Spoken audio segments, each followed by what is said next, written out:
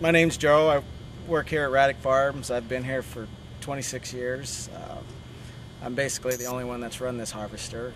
Since we purchased the isteer for our potato planting operation, we decided, since we had the equipment, we'd try it on the harvester, and it worked real well. Planting operation, we went from a 2-point hitch Lockwood. We added a pull hitch and Lockwood's steering axle,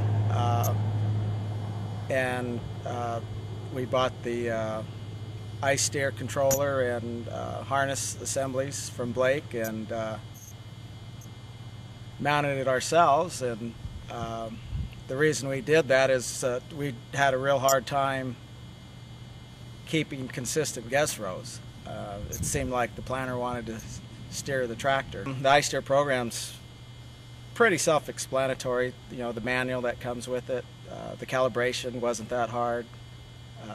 When we got it out into the field, in a half a round, I had it all of the constants dialed down to where it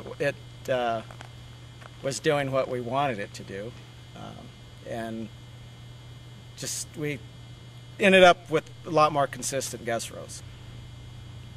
Well, we figured if it worked with the planter, it ought to work with with the harvester, because it's basically the same thing. It's a pull machine, has a steerable axle.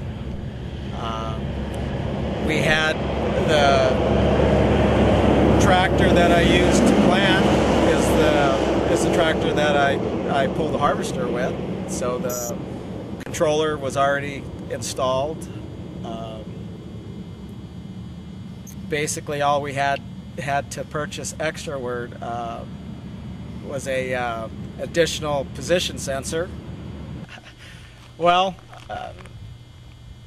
there's no doubt about that. It made harvesting a lot easier. In my mind, the most difficult part of harvesting is keeping the pull type harvester straight behind you, so you're not running over the next undug row, which causes bruise.